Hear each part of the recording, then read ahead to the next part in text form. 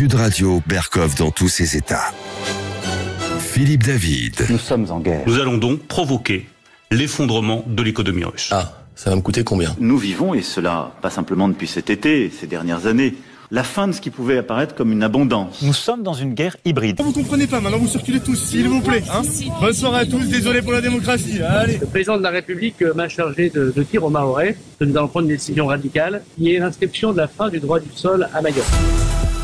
Bonjour à toutes et à tous, très heureux d'être en votre compagnie aujourd'hui et demain. On salue l'ami André Berkov que j'ai le plaisir de remplacer dans Berkov dans tous ses états. Vous retrouvez bien évidemment les vraies voix à 17h avec Cécile de Ménibus et Frédéric Brindel. Au menu, tout d'abord le fait du jour, les propos tenus par Donald Trump, candidat à la présidentielle américaine sur l'OTAN. Propos tenus ce week-end à Conway en Caroline du Sud ont fait couler beaucoup d'encre en Europe et même aux États-Unis. Et on va se poser cette question, quel impact aurait la position de Donald Trump vis-à-vis de l'OTAN si jamais il mettait ces menaces en application, c'est-à-dire de ne pas défendre les pays qui ne payent pas en cas d'attaque russe. On en parlera avec le colonel Per de Jong, vice-président de l'Institut Thémis, spécialiste de géopolitique, ancien colonel des troupes de marine et aide de camp des présidents Mitterrand et Chirac à l'Élysée. Hier, visite du ministre de l'Intérieur Gérald Darmanin à Mayotte. Mayotte qui est en plein chaos migratoire. On va parler de la fin du droit du sol, une des propositions, et également du rideau de fer maritime proposé par le ministre de l'Intérieur, plutôt annoncé, suite à une demande du président de la République. Estelle Youssoufa, députée Lyotte de Mayotte, sera en notre compagnie. Évidemment, il y aura des perles, des huées, des bravos. Et pour le face-à-face, on aura le plaisir d'avoir avec nous maître Cathy Richard, avocate, qui a coécrit avec Catherine Siguret Crime, délit et vie brisée. Plongée au cœur de la justice et de la nature humaine, elle défend des coupables, mais surtout beaucoup de victimes, notamment dans l'affaire du violeur de la Sambre, du Barbe Bleue de l'Essonne, de Jonathan Daval ou le curé crucifié. Un livre absolument passionnant sur la vie d'avocat pénaliste et les méandres de la justice, qui sont parfois des méandres assez compliqués à comprendre pour les béotiens. Vous voulez réagir? Posez vos questions à Cathy Richard. Le numéro, le 0826 300 300, c'est Manu qui attend vos appels. On se retrouve tout de suite avec le colonel Per de Jong. Sud Radio, votre avis fait la différence. J'adore vos débats. On entend des choses qui changent un peu de la doxa généraliste qu'on entend trop partout. Sud Radio, parlons vrai. Sud Radio, Berkov dans tous ses états. Le fait du jour. The presidents of a big country stood up and said, well, sir, if we don't pay and we're attacked by Russia, will you protect us? I said, you didn't pay? You're delinquent? He said, yes, let's say that happened. No, I would not protect you. In fact, I would encourage them to do whatever the hell they want. You got to pay. Vous avez reconnu Donald Trump. Je traduis, l'un des présidents d'un grand pays s'est levé et m'a dit: monsieur, si nous ne payons pas et que nous sommes attaqués par la Russie, nous protégerez-vous? J'ai dit: vous n'avez pas payé, vous êtes débiteur. Il m'a répondu oui. Admettons que ça arrive. Non, je ne vous protégerai pas. En fait, j'encouragerai la Russie à faire ce qu'elle veut. Vous devez payer. Ça s'est passé samedi lors d'une prise de parole à Conway en Caroline du Sud. Donald Trump donc a déclaré qu'il encouragerait la Russie à faire tout ce qu'elle veut, un pays membre de l'OTAN qui ne respecterait pas ses directives en matière de dépenses de défense. Nous sommes en compagnie du colonel Per de Jong, vice-président de l'Institut Thémis, spécialiste de géopolitique, ancien colonel des troupes de marine et aide de camp des présidents Mitterrand et Chirac à l'Élysée. Bonjour mon colonel. Bonjour. Tout d'abord, on va voir les réactions en Europe. Pour le secrétaire général de l'OTAN, Jens Stoltenberg, toute suggestion selon laquelle les alliés ne se défendront pas les uns et les autres sape notre sécurité à tous, y compris celle des États-Unis, et expose les soldats américains et européens à un risque accru. Toute attaque contre l'OTAN entraînerait une réponse unie et puissante. Pour le président du Conseil européen, Charles Michel, des déclarations imprudentes sur la sécurité de l'OTAN et la solidarité de l'article 5 ne servent que les intérêts de Poutine et n'apportent ni plus ni moins, ni plus de sécurité ni plus de paix dans le monde. Et enfin, le commissaire européen au marché intérieur, le français Thierry Breton, a précisé dimanche sur LCI que Donald Trump faisait référence à un échange en 2020 avec Ursula von der Leyen, la présidente de la Commission européenne. Alors déjà, une question politique, mon colonel. Quel est le poids politique, je dis bien politique, de l'Europe face aux USA au sein de l'OTAN?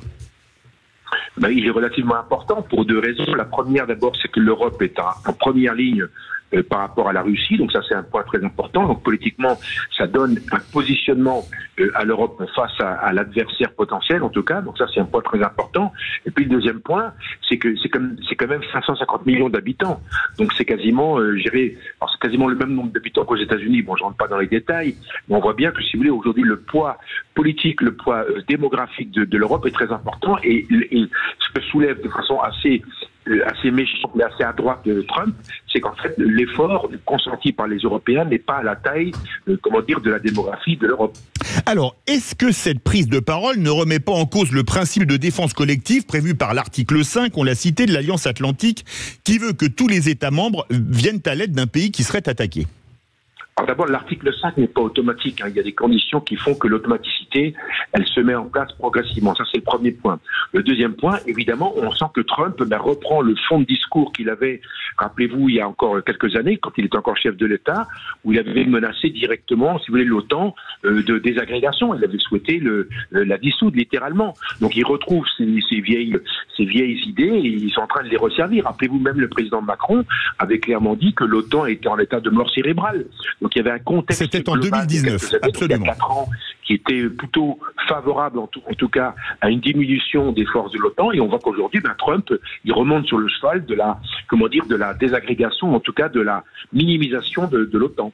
Alors, colonel Père de Jong, quand Trump dit que les Européens ne payent pas, il n'exagère pas un peu quand on voit la quantité de F-35 commandés par les pays européens qui n'ont, pour certains, même pas mis le Rafale en concurrence. Dans l'OTAN, il n'y a que la Grèce qui a acheté des Rafales pour le moment, si je ne m'abuse.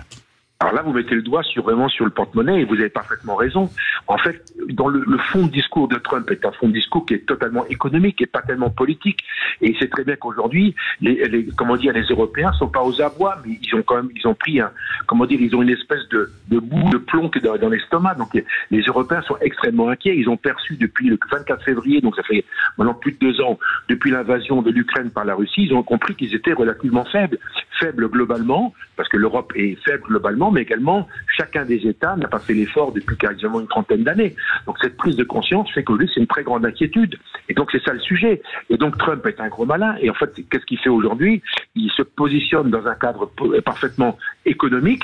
Et donc la condition c'est ça, c'est je vous aiderai, je vous appuierai à la condition que vous achetez strictement américain. Alors pour acheter américain, l'Allemagne a argumenté pour ne pas mettre le Rafale en compétition que le F-35 permettait de porter les armes nucléaires américaines afin d'assurer sa mission de dissuasion nucléaire au sein de l'OTAN.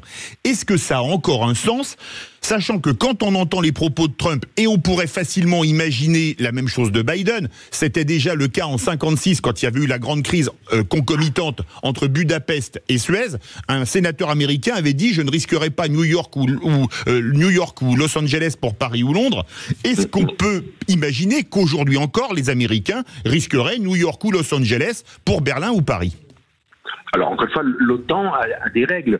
On peut supposer que oui, puisqu'elles sont écrites comme ça. En fait, aujourd'hui, vous avez théoriquement, il y a une espèce d'adéquation, en tout cas de solidarité automatique, si vous voulez, entre les adhérents à l'OTAN. Pourquoi la Finlande et la Suède rejoignent l'OTAN? Parce qu'ils veulent bénéficier de ce parapluie américain. Aujourd'hui, les Américains n'ont aucun intérêt à abandonner l'Europe. Pourquoi faire? On voit bien que leur intérêt à eux, c'est que les Européens restent soudés et continuent d'acheter massivement du matériel américain. À cette condition-là, si vous voulez, l'OTAN sera protégée. En même temps, c'est ce qu'on appelle un win-win aux États-Unis. C'est ce que veut faire Trump. Trump, il veut rééquilibrer son budget, il veut rééquilibrer son système en disant, si vous voulez pas payer, vous vous débrouillez tout seul. Et on voit bien que le message est passé, parce que ça fait comme quelques mois en Europe, où il y a une vraie réflexion, si vous voulez, autour des investissements, autour de l'économie dite de guerre, etc. Donc on voit qu'il y a un regard aujourd'hui qui porte davantage sur une forme d'autonomie européenne, parce qu'on a compris que les Américains ne vont pas s'engager systématiquement aux côtés des Européens. Colonel de Jong, il y a 10 jours en Suède, le président de la République a déclaré, je cite, que la France a la responsabilité de mettre sa capacité de dissuasion nucléaire à la disposition de l'Europe. Pour vous, que veulent dire ces propos et quelle serait la situation en cas d'attaque russe en Europe sans défense américaine ? Alors, Aujourd'hui, c'est extrêmement compliqué à imaginer parce que d'abord, je pense que c'est inimaginable. Je pense que les menaces russes, à mon avis, elles sont pas fondées aujourd'hui sur du matériel, sur une logique. Simplement, c'est une espèce de, de rotomontade moscovite qui est destinée à nous inquiéter. Ça, c'est le premier point. Le deuxième point, c'est que l'usage du nucléaire français, aujourd'hui, l'usage est strictement réservé, évidemment, à ce qu'on appelle, en France, aux intérêts français, aux intérêts vitaux français, point final. Donc aujourd'hui, la doctrine française n'a pas évolué, donc je peux pas vous dire vers quoi on va aller. Il est possible, il est probable, on sent que le président Macron il serait intéressé pour éventuellement, si vous voulez, compenser nos déficiences dans le domaine conventionnel, puisqu'on a quasiment plus de chenilles. On est un modèle à 200 en France, on a 200 Leclerc, 200 Charles Leclerc, oui.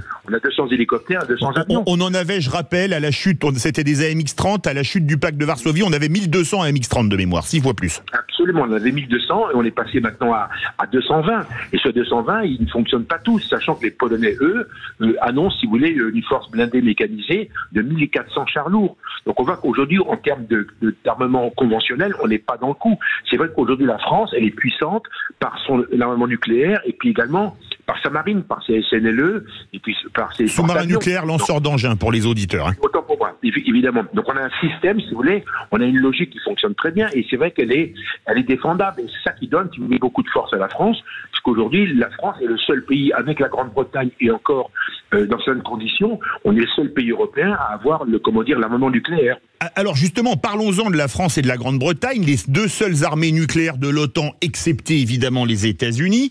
La France a un porte-avions à mi-temps, a fermé ses usines de munitions de petit calibre au point d'avoir 7 jours de réserve de munitions en cas de conflit de haute intensité. La semaine dernière, le porte-avions britannique Queen Elizabeth a dû déclarer forfait technique pour un exercice de l'OTAN. C'est au tour de son remplaçant, le Prince of Wales, le prince de Galles, qui a déclaré forfait technique à son tour une semaine plus tard. C'est-à-dire que les Anglais ont 2 porte-avions, 2 en panne, et nous on en a un à mi-temps. Quand on parle donc des 2 plus importantes armées de l'OTAN, est-ce que la défense européenne, c'est pas un peu, mon colonel, la 7e compagnie au clair de lune ? Alors aujourd'hui, la défense européenne, c'est une discussion dans les états-majors. Elle n'est pas concrète, elle n'est pas réelle. Accessoirement, il y a des exercices qui sont menés, mais aujourd'hui c'est l'OTAN, si vous voulez, qui est l'élément dominant, si vous voulez, de la protection de l'Europe. Point final. Alors on a pu imaginer un exemple au sein de l'OTAN d'avoir une espèce de pilier européen. C'était avancé par le président Macron, mais aujourd'hui ce pilier n'existe absolument pas. Donc évidemment, le premier point, c'est qu'encore une fois, la structuration collective, en tout cas multilatérale, si vous voulez, cette protection de l'Europe n'existe pas. C'est le premier point. Le deuxième, donc on est obligatoirement, encore une fois, sous influence, en tout cas sous le parapluie américain. Le deuxième point aujourd'hui, c'est l'état de nos armées. Depuis 91, donc depuis la chute du mur, et depuis la fin de l'URSS, nos armées n'ont cessé de décliner. Alors c'est vrai, c'était un peu la cigale, hein, on a chanté, on a dansé, etc. Et maintenant, c'est l'heure de la réalité. Et cette prise de conscience, pour nous, elle tétanise actuellement les chancelleries. On voit bien qu'aujourd'hui, il y a de vrais débats aujourd'hui dans les chancelleries sur qu'est-ce qu'on fait. Est-ce qu'on augmente les effectifs, sachant encore une fois que la France n'a pas été le plus mauvais élève de la classe, puisqu'on a encore une fois une LPM, une loi de programmation militaire, qui est plutôt en progression. On est des rares pays qui l'a fait. Donc aujourd'hui, l'Europe est en train de s'engager derrière, encore une fois, une amélioration des armées, et donc un investissement. Le problème d'un investissement, c'est quoi ? Aujourd'hui, la France est 2% du PIB, du produit intérieur brut. Probablement, il va falloir monter à 3 ou à 4%. Est-ce que les opinions publiques européennes vont accepter une telle augmentation des budgets de la défense ? Parce qu'on ne va pas y échapper quelque part. Et donc, c'est ça le cœur du problème. Et là, on rentre à nouveau dans le cœur politique. Le budget de la défense, c'est 40,9 milliards d'euros. Faudrait le passer à combien, mon colonel, pour être opérationnel en termes d'équipement ? Alors c'est difficile à dire, mais je pense que là on est à 2%, sachant qu'une grande partie de la loi de programmation militaire concerne principalement l'amélioration, ou en tout cas la transformation, la modernisation du nucléaire. Le deuxième point, c'est la construction d'un deuxième porte-avions. Le troisième point, si vous voulez, c'est l'aide qu'on donne à l'Ukraine. Le quatrième point, c'est l'inflation. Donc si vous voulez, on a des points on a des éléments qui ont impacté notre loi de programmation militaire. Il faut la repenser complètement. Parce que est-ce que nos matériels sont adaptés, que notre structure est adaptée? Est-ce que nos effectifs suffisent? Actuellement, la France a 7 brigades de combat. Une brigade de combat, c'est à peu près 7 ou 8 millions. On a globalement 60 000 combattants en France, pas un de plus. Oui. Donc, si vous voulez, encore une fois, la réflexion autour de notre outil de défense ne fait que commencer. Il n'y a pas que nous, on a parlé du Royaume-Uni, de la France. La Bundeswehr, il y a 2 ans, au début de la guerre en Ukraine, on lui a promis 100 milliards de crédits. 1 an après, elle n'avait pas touché un centime. Est-ce qu'il y a une inconscience européenne ou un déni européen ? Le problème, c'est le décalage entre le politique et la menace. Les politiques font de la politique. C'est vrai que parfois, ils sont un petit peu éloignés, en Allemagne particulièrement, ils sont un petit peu éloignés des dures réalités du terrain et de la guerre. Rappelez-vous également, le chef d'état-major de l'armée allemande avait dit au moment de l'invasion de l'Ukraine par la Russie, elle avait dit que l'armée, la Bundeswehr n'était pas prête à faire la guerre. C'est quand même un code sidérant. Donc on réalise au fil des mois, au fil des semaines, que l'ensemble des armées européennes, en tout cas les principales, celles qui sont en contact, comme les Polonais, les Allemands et d'autres, ben, sont pas réellement prêtes. Et puis parlons des Britanniques. Les Britanniques, au retour d'Afghanistan dans les années 2010, si vous voulez, ils ont fait des réformes colossales. Donc cette armée a été réduite à la portion congrue. Donc cette armée n'est même plus efficace parce qu'au-delà des 2 porte-avions qui sont en panne, ils ont démonté, ou en tout cas ils ont désarmé deux autres frégates. L'effectif aujourd'hui de l'armée de terre, c'est 70 000 hommes. En France, on est encore à 125 000 hommes. Donc, vous voyez qu'encore une fois, l'armée britannique, on ne peut pas compter dessus. Donc, à mon avis, il faut repenser tout ça, la reconstruire. Et malheureusement, une armée, ça ne se reconstruit pas comme une loi de programmation militaire. Une armée, ça se reconstruit sur des dizaines d'années. Une dernière question, mon colonel. En 2019, vous l'avez rappelé au début de l'interview, Emmanuel Macron avait dit que l'OTAN était en état de mort cérébrale. Si Trump est élu, est-ce qu'il va la débrancher? Je ne suis pas devin. J'espère que non. J'espère que la politique reprendra ses droits et qu'à ce niveau-là, il y aura des discussions un peu sérieuses sur le sujet et qu'on sortira des anathèmes et des grandes phrases un peu choc parce que c'est pas très raisonnable. Quand on voit aujourd'hui la pression qu'il y a simplement en Ukraine, mais il n'y a pas que l'Ukraine. Vous avez la guerre au Moyen-Orient, vous avez les problèmes qu'il y a en mer Rouge, vous avez le Sahel qui est à feu à sang. Donc on voit qu'aujourd'hui, ces problématiques de sécurité sont totalement dominantes. On ne peut pas les traiter, si vous voulez, sur une estrade à l'occasion d'une élection présidentielle. Mon colonel, il y a député Estelle Youssoufa des Buts-Elliott qui veut dire un mot, je crois, madame la députée. Oui, je pense que je suis membre de la commission des affaires étrangères, donc évidemment les questions de défense nous intéressent. On doit, nous, politiques, sortir de l'angélisme. La période bisounours de la paix pour tout le monde, elle est derrière nous. Les dividendes de la paix de Fabius en 90, elle est 91. Totalement derrière nous. La menace, elle est multiforme. Effectivement, notre menace immédiate, c'est l'Ukraine. Ça questionne le pacte otanien. Mais la France, elle s'est construite aussi pour ses opérations en Afrique. Et on sort de l'Afrique. Et moi, je représente un département qui fait face à une menace hybride où on instrumentalise les flux migratoires. Notre armée n'est pas pensée pour y faire face.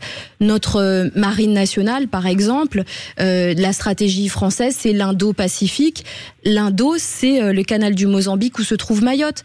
Et en fait, est-ce qu'on est à la hauteur de nos ambitions? Est-ce qu'on a les moyens de nos ambitions? C'est ça qui est posé aux politiques, avec la lucidité de comprendre les menaces. Mon colonel, pour répondre en quelques mots à la députée Estelle Youssoufa, si vous voulez. Bien évidemment, et que j'encourage dans son combat qu'elle a à Mayotte, parce que je connais bien Mayotte, et c'est vrai que c'est un désastre de voir cette ville magnifique qui a été réduite dans une situation absolument incroyable. Donc, une fois, elle a vraiment tout mon soutien.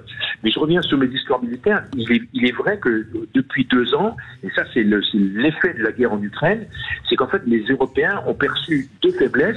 Une faiblesse collective qui est la faiblesse de l'OTAN, la faiblesse de l'Union européenne, la faiblesse, encore une fois, d'une armée européenne, et puis une faiblesse, je dirais, individuelle, la faiblesse des États, qui fait que nos armées ne sont pas prêtes. L'armée française était conçue sur un modèle d'armée de projection, d'armée légère pour aller dans le Sahel.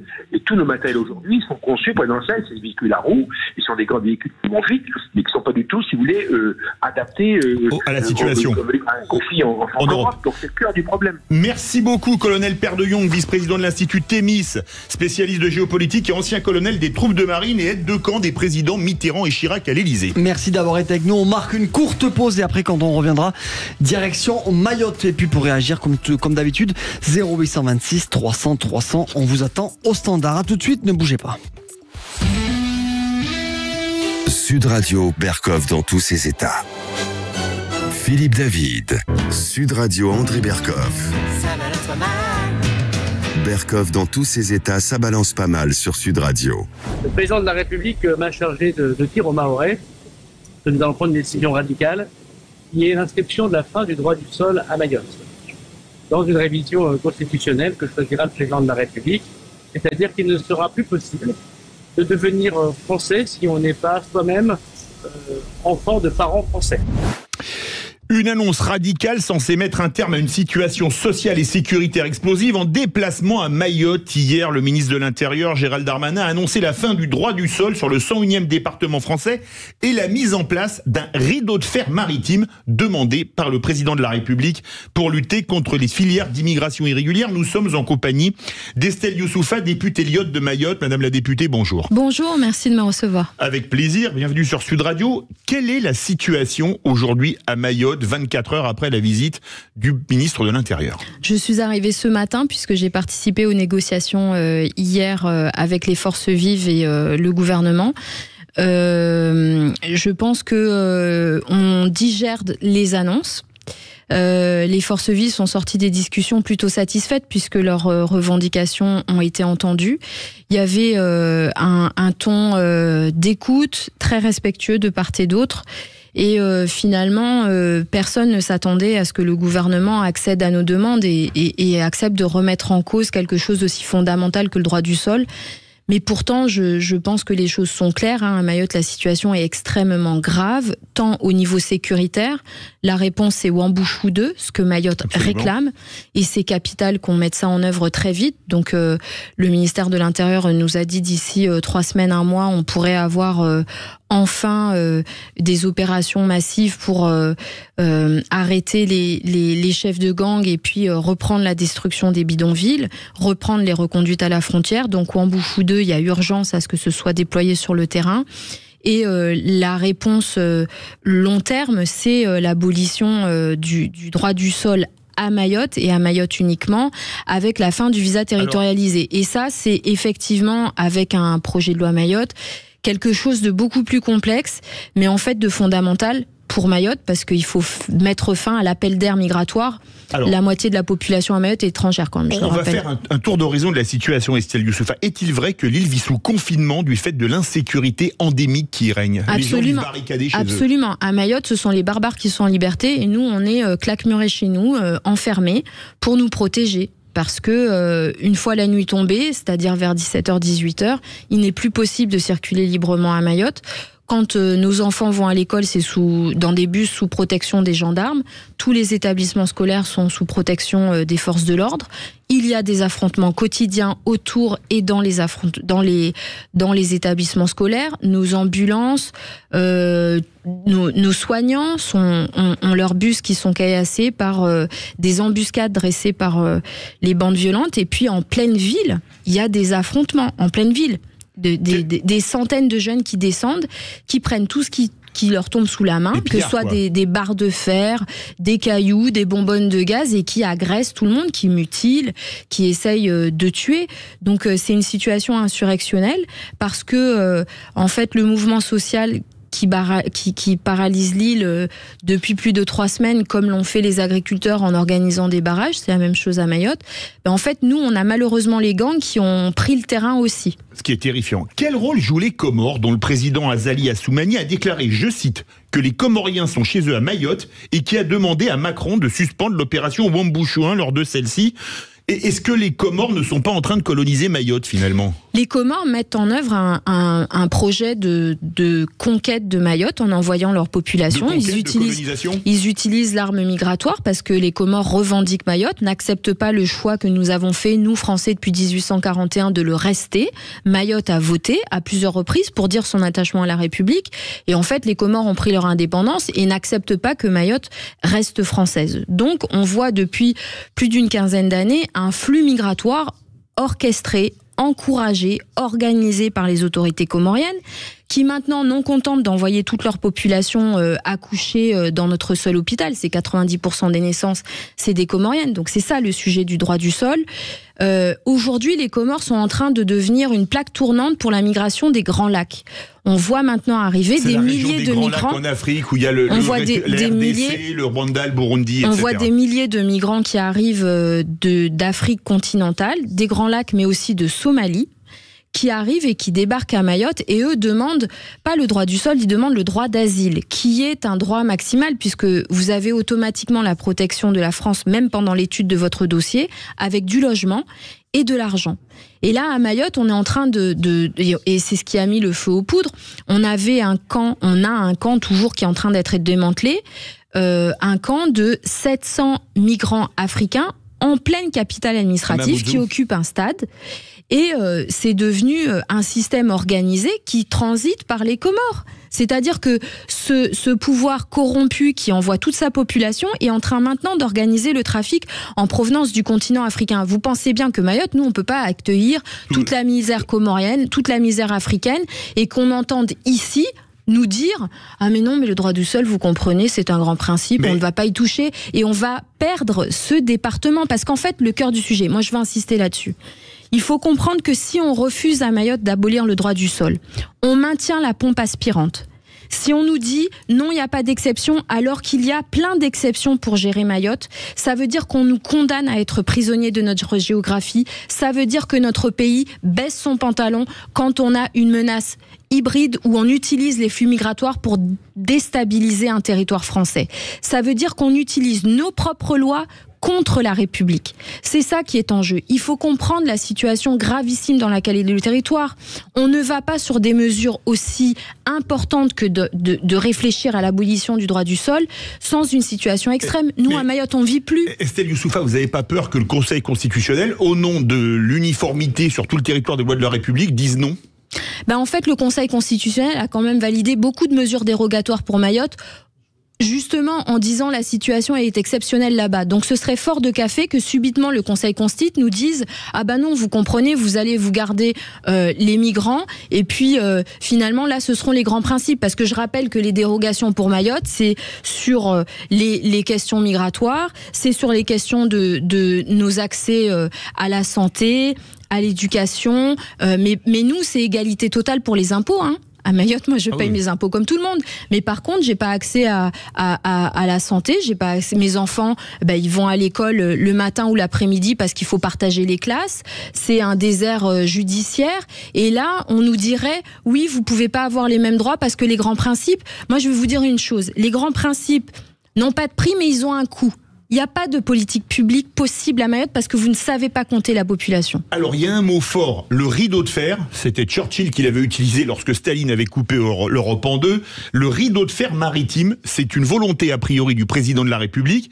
C'est quoi ? Parce que alors ça, c'est une question pour le ministre. C'est une question pour le ministre Darmanin. L'océan Indien, c'est quoi et est-ce que c'est réellement possible ? C'est une question pour le ministre de l'océan Indien. Moi, ce que j'ai expliqué au ministre Darmanin lors des négociations, faites appel à Frontex.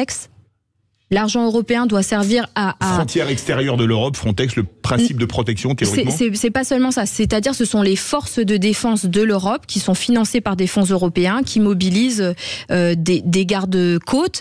Et le ministre Darmanin peut être le premier à inaugurer les gardes-côtes à Mayotte. On en a besoin, c'est pas seulement des petites vedettes, mais c'est des patrouilleurs qui puissent circuler. La Marine nationale, qu'elle se mobilise enfin pour protéger l'intégrité territoriale, ça me paraît quand même fondamental. Et puis qu'on ait un effort concerté pour que notre frontière ne soit plus une passoire. Si on nous explique ici, moi je le dis à tous nos compatriotes, si on nous explique ici qu'à Mayotte, 375 km², la France n'arrive à rien faire, il n'y a pas de stratégie indo-pacifique et on capitulera sur d'autres territoires et notre pays rétrécira. Il faut comprendre que notre appel à l'aide et les mesures que l'on demande sont des mesures exceptionnelles parce que la situation est radicalement grave. Une question, en 2019, vous aviez appelé à détruire l'usine de Kwassa Kwassa aux Comores. Vous persistez dans cette idée, c'est la meilleure méthode plutôt qu'un rideau de fer qui ne garantit pas des résultats a priori. À Mayotte, chaque jour arrivent des centaines de migrants par bateau. Au vu et au su de tous, c'est filmé, c'est sur tous les réseaux sociaux. Ils arrivent tranquillement. Ils arrivent sur nos plages et puis après ils vont demander à manger, des soins, une place à l'école. Ils envoient même des fax directement des Comores.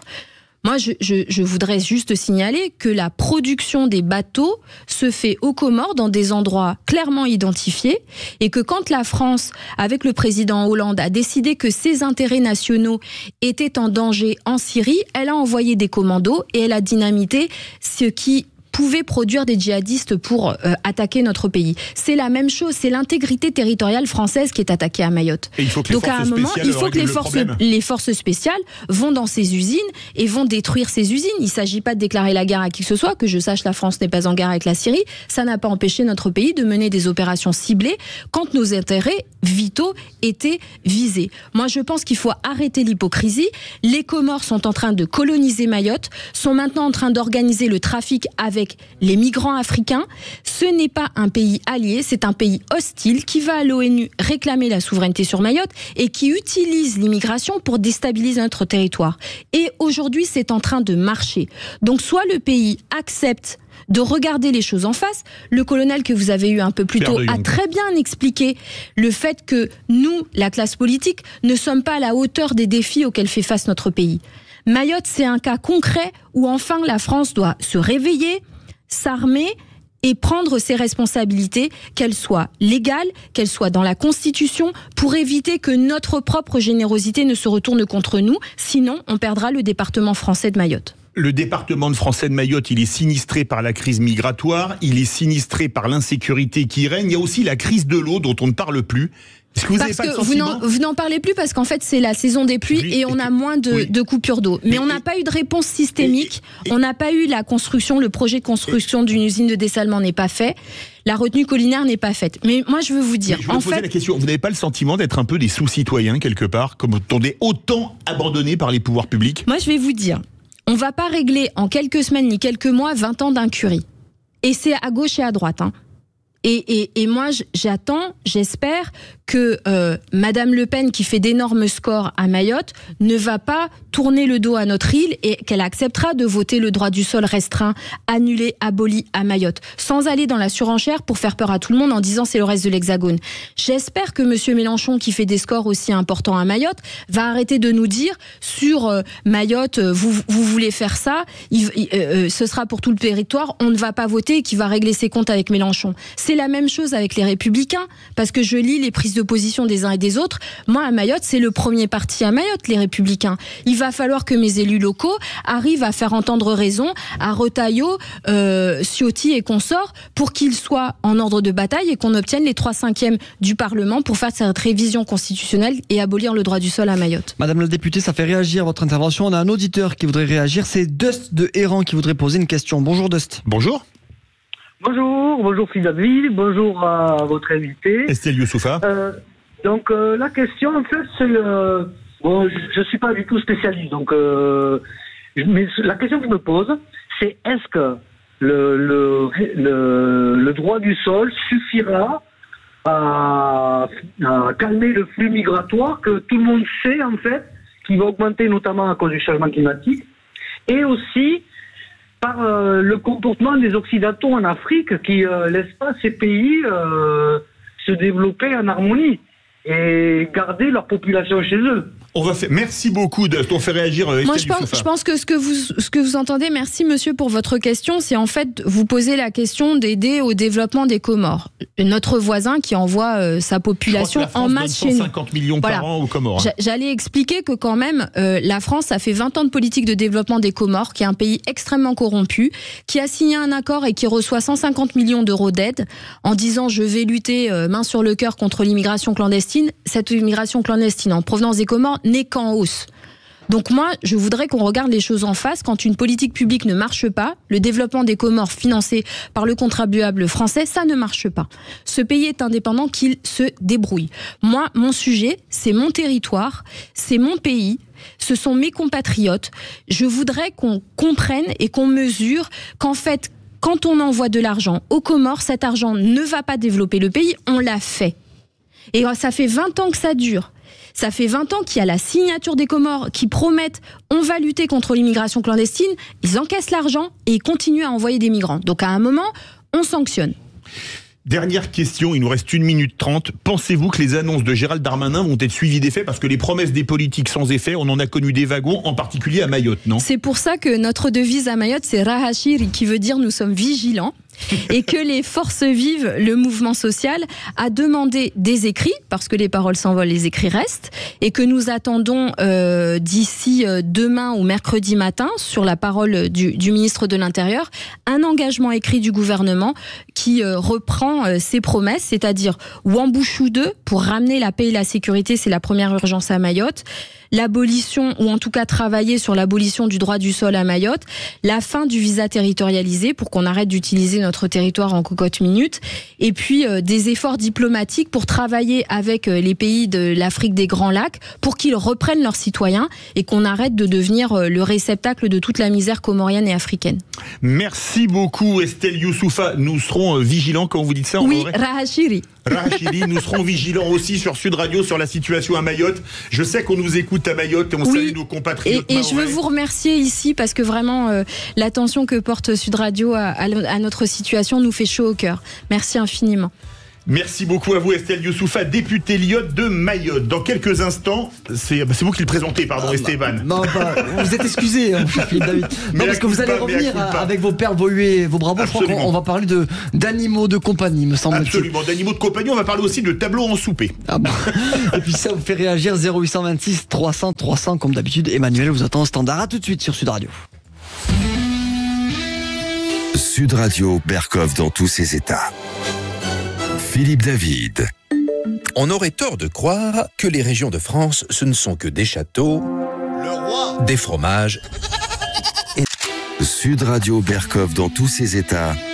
Les perles du jour. Et c'est l'immense Nino Ferrer qui chantait aussi, on dirait le Sud, la perle d'aujourd'hui a du chien. On peut dire aussi qu'elle a de l'énergie puisqu'elle porte le nom de Volta. Vous ne comprenez pas? Alors revenons à l'origine de l'histoire. La semaine dernière, le Premier ministre s'était fait étrier pour regarder les photos de son chien sur son téléphone pendant que Boris Vallaud, président du groupe PS à l'Assemblée nationale, faisait son discours. Une situation résumée par le tweet du député socialiste Iñaki Etchaniz qui disait: pendant que Boris Vallaud parle des morts au travail et des conditions de travail de nos concitoyens, Gabriel Attal montre à ses ministres une photo de son chien, lunaire, fin de citation. Alors pour rattraper les choses, le Premier ministre a fait un post Instagram, réseau social beaucoup moins agressif que X, ex-Twitter, avec une photo de lui et de sa chienne Volta. Une photo où il pose assis sur les marches de Matignon, en blouson bleu, t-shirt blanc, jean et tennis, avec un post qui commence par « Un dimanche avec Volta ». Elle devait rester mon jardin secret. Une photo de mon écran de téléphone cette semaine en a décidé autrement. Alors, ces communications, ça me fatigue un peu. On se fiche de savoir, mais radicalement, que la chienne du Premier ministre s'appelle Volta et qu'elle est de la race Chocho. Mais cette photo correspond parfaitement à cette époque où le people et la politique se rejoignent pour faire du pipolitique. Le pipolitique étant, à mon avis, catastrophique.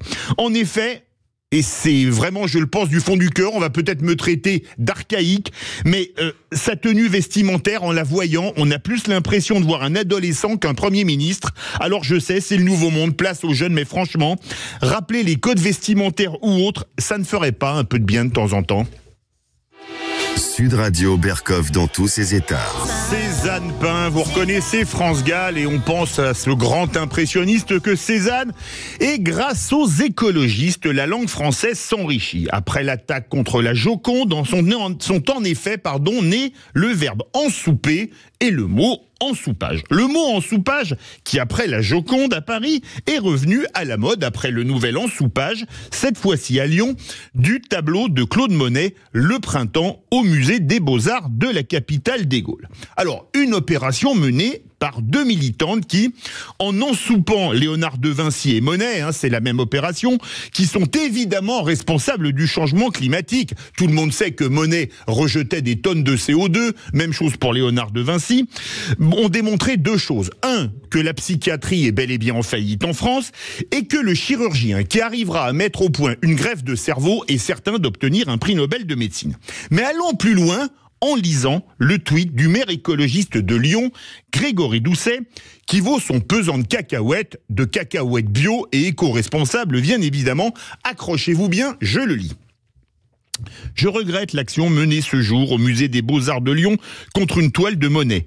Tout mon soutien aux équipes, contraintes de fermer une partie du musée. Mais face à l'urgence climatique, l'angoisse est légitime. Nous y répondons par une action résolue. Oui, vous avez bien entendu, mais d'abord, à mon humble avis, est-ce qu'on ne doit pas plutôt regretter ce type d'attaque, mais plutôt le condamner avec la plus extrême fermeté? Ensuite, que veut dire « mais face à l'urgence climatique, l'angoisse est légitime, nous y répondons par une action résolue ». Qu'est-ce qu'une action résolue? Balancer de la soupe sur la Joconde, balancer de la soupe sur le printemps de Claude Monet, et puis après tout, pourquoi pas après sur une statue de Rodin? Mais je repense à une chanson de Renaud en voyant ça qui s'appelait L'Entarté. Vous savez, c'était une chanson qui riait de l'entarteur qui entartait BHL. Et je pense que certains élus mériteraient vraiment beaucoup plus que des tableaux de se faire ensouper. Sud Radio Berkov dans tous ses états. Au nom du gouvernement, j'ai demandé de manière très scrupuleuse qu'on regarde toutes les déclarations de toutes les associations féministes liées justement au 7 octobre et à ce qui s'est suivi, parce que je refuse que l'État soutienne financièrement des associations qui ne sauraient pas caractériser ce qui s'est passé. Ça fait combien de temps que vous avez fait cette demande? J'ai fait cette demande cette semaine. Ouais. Donc j'attends le retour et donc toutes les déclarations de l'administration. Donc j'ai demandé à ce que toutes les associations soutenues financièrement soient passées au crible. C'était Aurore Berger, ministre chargée de l'égalité entre les femmes et les hommes et de la lutte contre la discrimination hier sur Radio J. Et je dois dire que je soutiens à 1000% les propos d'Aurore Berger. Les associations dites féministes qui ont tenu des propos ambigus ou qui n'ont pas condamné ce qu'ont subi les femmes israéliennes le 7 octobre dernier ne doivent plus recevoir le moindre centime d'argent public. Alors, bonne nouvelle, si on met, une fois de plus, si ça ne s'arrête pas à des promesses, mais qu'on met les promesses en musique, on va faire des économies avec les associations de féministes indigénistes ou intersectionnelles qui sont au féminisme ce que l'intelligence est aux ensoupeuses d'œuvres d'art, ou aux ensoupeurs, bien évidemment, hein, pas de discrimination, surtout en citant la ministre chargée de l'égalité entre les femmes et les hommes. Mais je voudrais pousser le raisonnement un peu plus loin. Il faudrait que les associations dites antiracistes qui ne dénoncent pas le racisme anti-blanc et ne défendent pas les victimes de ce même racisme au nom des théories indigénistes, intersectionnelles, identiques aux pseudo-féministes, qui n'ont pas dénoncé les crimes du Hamas, soient aussi privés de tout argent public. Il y a 12 milliards à trouver, si j'en crois Bruno Le Maire. Voilà une première piste. Alors bravo, Madame la Ministre, bravo Aurore Berger.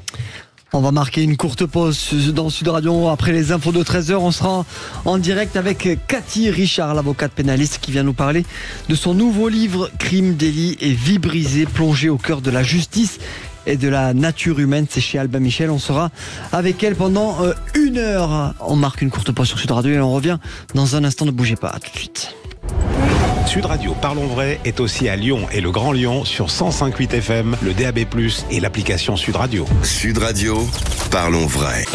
Sud Radio Berkov dans tous ses états. Le face-à-face. 13h02 sur Sud Radio, l'heure pour nous de vous présenter ce face-à-face. Aujourd'hui, Philippe David, vous recevez Cathy Richard, avocate et surtout auteur de ce livre « Crime, délit et vie brisée, plongée au cœur de la justice et de la nature humaine ». C'est aux éditions Albin Michel. Un livre coécrit avec Catherine Siguret. Cathy Richard, bonjour. Bonjour Philippe David. Alors vous êtes avocate, vous avez plaidé dans de nombreuses affaires, parmi celles-ci, parmi les plus sordides, souvent pour les victimes, que ce soit dans l'affaire du violeur de la Sambre, Jonathan Daval, et vous commencez votre livre par ces mots. C'est un livre passionnant, je le dis. Mon rêve, c'était de faire naître des enfants, à la place j'en enterre. Comment décide-t-on de changer de carrière entre gynécologue obstétricienne ou sage-femme et avocate pénaliste ?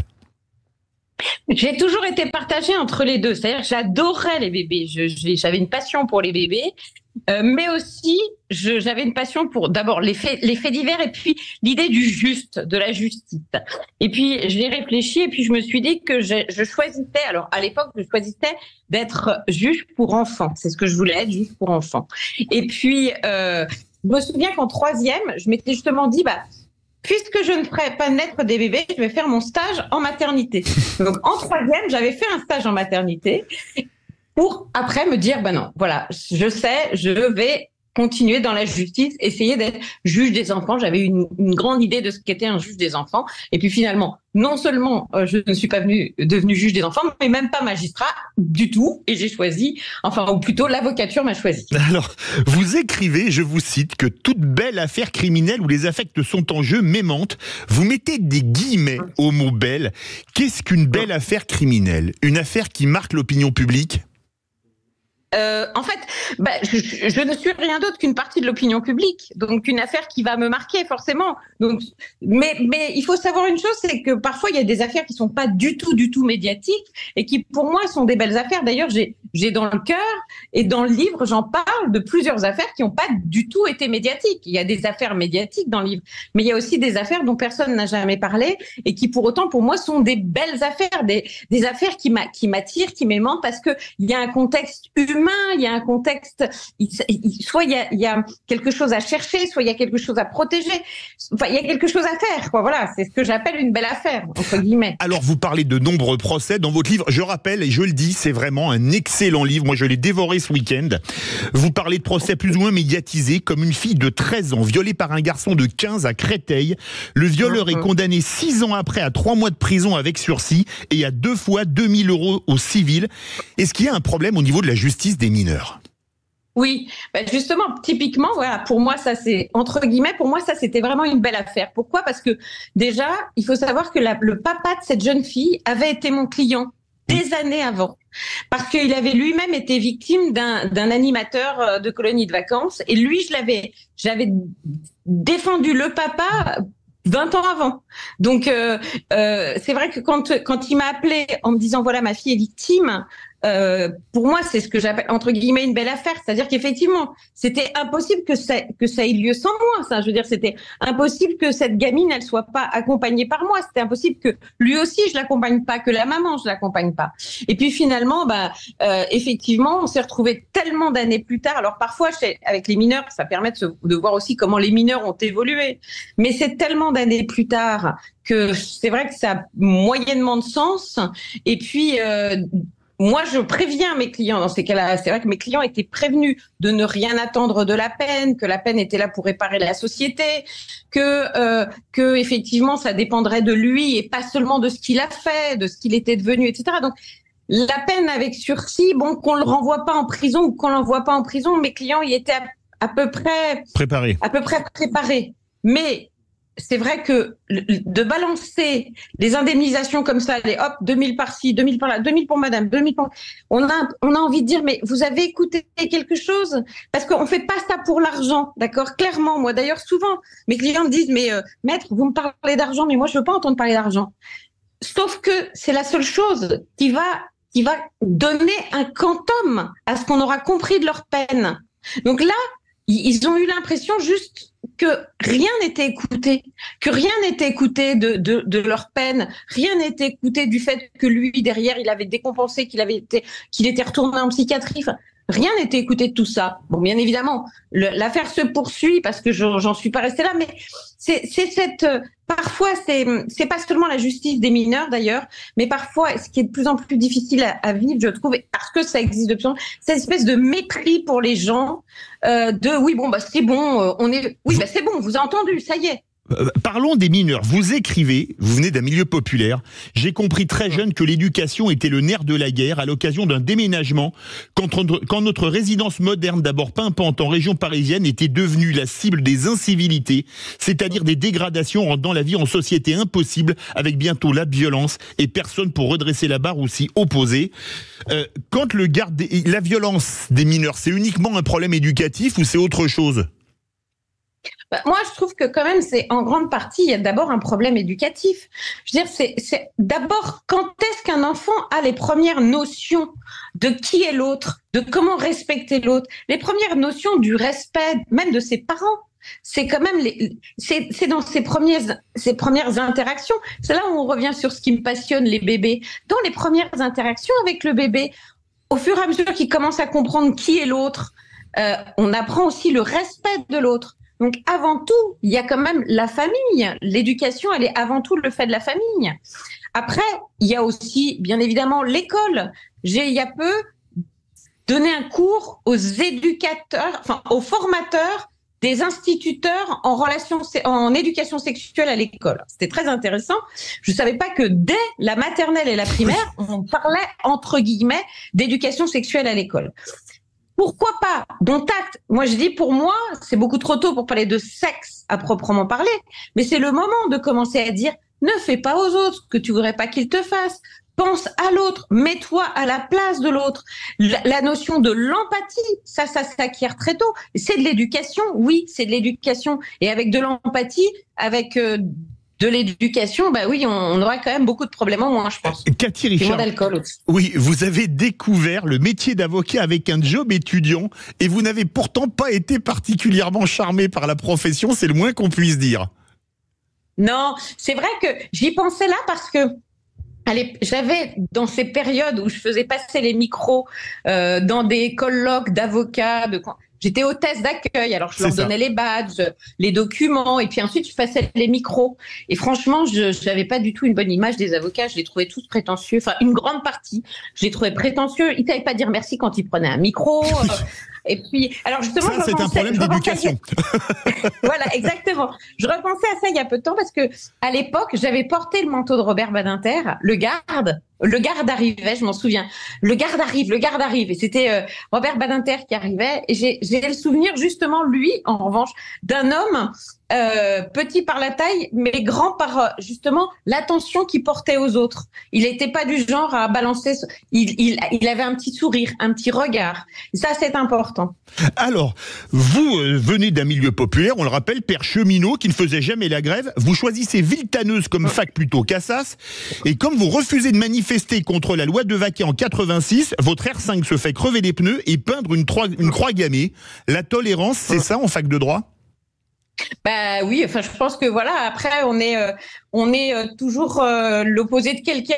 Moi, c'est vrai que je n'allais pas forcément dans le sens des étudiants de Villetaneuse qui étaient partis, alors là, vraiment vent debout contre la loi de Vaquet. Alors déjà, moi, ça m'énervait parce que je disais, mais qui l'a lu cette loi? Mais qui l'a lu? Enfin, vous dites que vous êtes contre, mais elle dit quoi exactement? Et personne ne savait me répondre. Donc déjà, ça me plaisait pas beaucoup.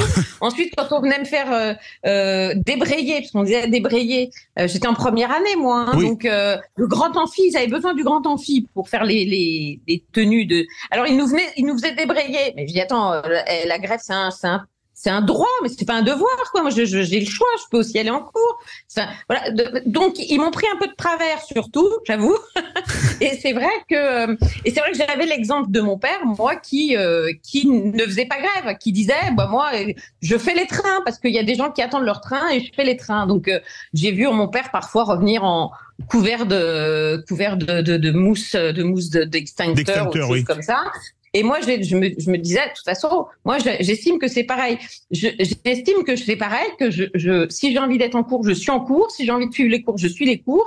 Si j'ai envie d'être contre une loi, je me documente. Je sais pourquoi je suis contre. Je dis des choses. Et surtout, on ne me fait pas faire quelque chose contre mon gré. Et je serai là pour défendre ceux qui veulent aussi rester, d'ailleurs.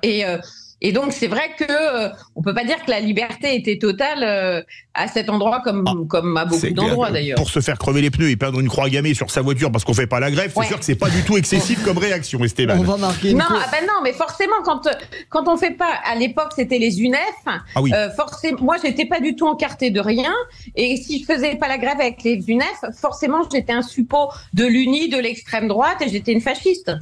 C'est forcément, c'était dans leur logique en tout cas. Et ce qui a été drôle d'ailleurs, c'est que des années après, quand j'ai quitté la fac de Villetaneuse, je suis revenue au moment des inscriptions, je venais dire bonjour à tout le monde et il y avait des gens justement des fameuses UNEF, je dis des UNEF parce qu'à l'époque il y avait l'UNEFID, c'est ça. Voilà, et il y en a un des UNEF qui dit à l'autre, tu sais. Il n'y en a pas beaucoup, mais elle, pour le coup, c'est vrai que c'était une blanche colombe. C'était tard, mais ça m'a fait plaisir. On se retrouve. On va continuer cette discussion avec Cathy Richard. On continue de parler de justice. Et puis vous aurez la parole aussi. 0826 300 300. Vous nous appelez pour poser vos questions ou pour témoigner. À tout de suite sur Sud Radio. Sud Radio, votre attention est notre plus belle récompense. On est une grande famille sur Sud Radio et je suis très très fier d'en faire partie. Sud Radio, parlons vrai. Ici Sud Radio. Français parlent au français. Je n'aime pas la blanquette de veau. Je n'aime pas la blanquette de veau. Sud Radio Berkov dans tous ses états. Et notre invité du face-à-face, maître Cathy Richard, Crime, délits et vie brisée, plongé au cœur de la justice et de la nature humaine, publié chez Albin Michel. On revient, maître Cathy Richard, vous étiez de droite et on vous dit qu'un magistrat en droit pénal qui veut réussir doit être de gauche. C'est pas un peu hallucinant, ça ? Oui, un avocat, oui, c'est vrai que il y a eu toute une période aussi où on disait beaucoup, oui, il faut être dans les forces de progrès pour être pénaliste. Enfin, j'ai un peu tout entendu. Hein. J'ai aussi entendu que je pouvais pas m'installer à Pontoise si j'étais pas pontoisienne de racine. J'ai un peu tout entendu, mais c'est vrai aussi qu'il y avait aussi ce côté pour être avocat pénaliste, il faut être de gauche. Mais en fait, je pense que c'est parce que tout simplement on là, dit c'était magistrat en droit pénal, carrément. Je pense qu'on confond la générosité et la gauche, quoi. Enfin, on confond l'humanité. La gauche, je sais pas. Moi, je pense qu'on peut, on peut être moi, je suis de droite, d'éducation de droite. Je suis ni militante ni rien. J'avais mes grands-parents qui étaient de droite et qui étaient de milieux, voilà, d'extraction, pas du tout. Voilà, ma grand-mère, elle a élevé 8 enfants avec un mari qui était ouvrier et elle disait lorsque le gros maigrit, le maigre périt. Faut pas scier la branche sur laquelle on est assise. Enfin voilà, je pense que c'est une question de mentalité, d'éducation, là encore, plus que de cœur, quoi. Vous avez passé pourtant le concours pour être magistrate, mais en vous sabordant. Racontez-nous. Ouais. Ben, justement, c'est ce qui me permet de me rendre compte qu'en fait, on peut tous faire un jour quelque chose qui nous dépasse, en fait. C'est-à-dire que j'ai passé ce concours, je voulais être absolument magistrat, plus que tout. Comme je disais, je rêvais, moi, de prêter serment comme magistrat. Hein. Je disais, il y a des filles qui rêvent d'être en blanc et de se dire oui, moi, je rêve d'être en noir et de prêter serment. Et puis finalement, j'ai passé les épreuves et sur la dernière épreuve, je suis partie avant la fin. Je regardais les autres en me disant oh non, ils ont l'air tellement plus d'être des magistrats que moi. Non. Et la dernière épreuve, c'était en plus la note de synthèse, qui est quand même l'épreuve technique par définition, qui est pas du tout une épreuve de connaissance, qui est juste une épreuve de technicité. Et pour tout dire, j'avais eu des bonnes notes dans les 3 autres matières. Et pour vraiment tout dire, quand j'ai passé l'examen d'avocat, entre-temps, je m'étais cassé le genou. Enfin, j'avais été opérée du genou. Et pendant la note de synthèse, je me suis endormie à l'examen d'avocat. Et j'ai eu l'examen d'avocat. J'étais beaucoup plus décontractée, en fait. On a parlé de votre parcours pour devenir une brillante avocate pénaliste. Maintenant, on va aller dans le vif du sujet. Vous écrivez: on peut tous devenir une victime ou un assassin un jour pour une demi-seconde de folie, de panique, de rage, de déraison liée à une complexité psychique infinie, de désespoir, surtout de désespoir. On peut tous devenir victime en un quart de seconde, mais est-ce qu'on peut tous devenir assassin en un quart de seconde ? Mais c'est exactement ça. L'idée, c'est que c'est exactement quand on est... moi, je suis catholique et je sais que dans les évangiles, on dit que Jésus a dit que celui qui n'a jamais péché me jette la première pierre. C'est ça. Bon. Ben là, je trouve qu'il y a la même chose, ça existe la même chose en chacun de nous. C'est-à-dire que moi, ceux qui me disent oui, mais comment est-ce qu'on peut défendre des méchants, je dis mais est-ce qu'un jour dans votre vie, en votre âme et conscience, vous n'avez pas fait quelque chose que vous regrettez, que vous n'auriez pas voulu faire?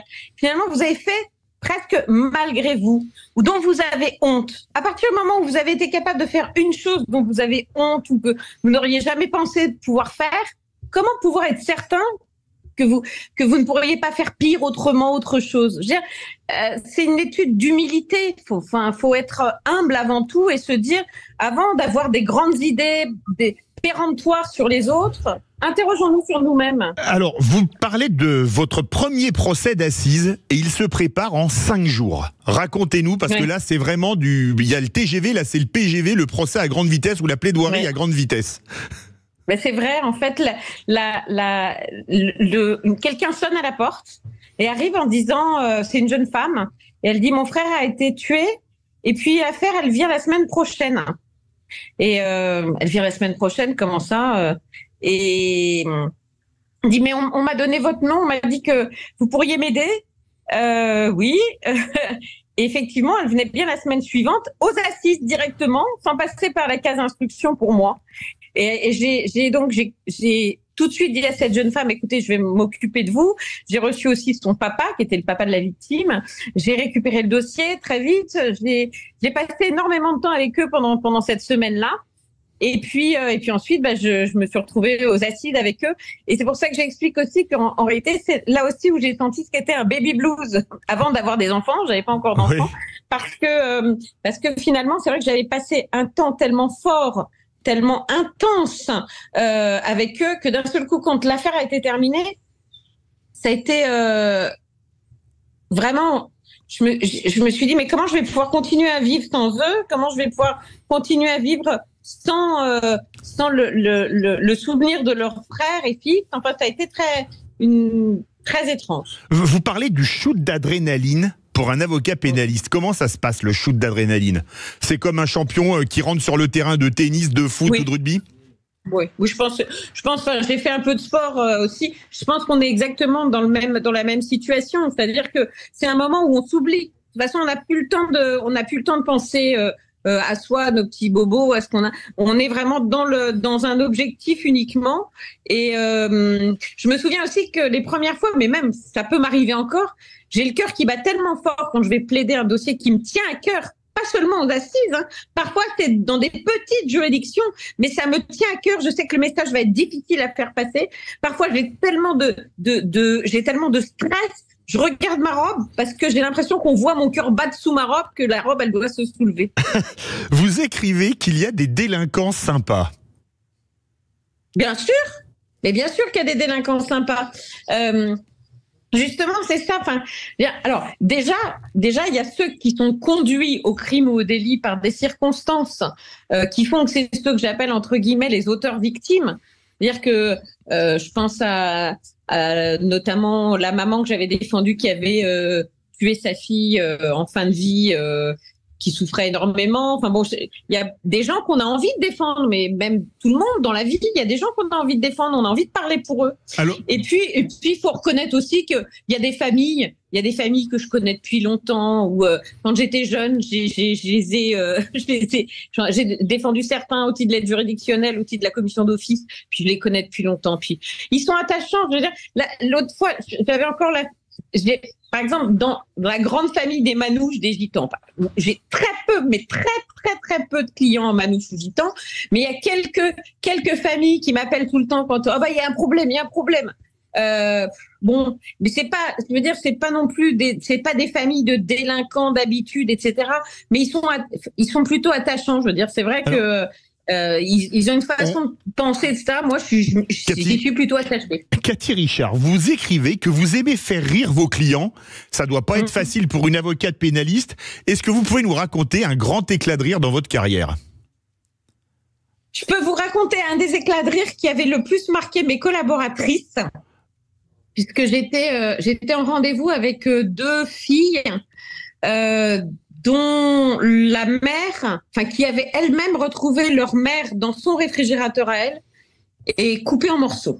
Dont en réalité, à l'origine de la mort de cette femme, il y avait leur petite sœur et l'amant de la petite sœur. Voilà, donc c'est quand même, le dossier était vraiment particulièrement difficile, voilà.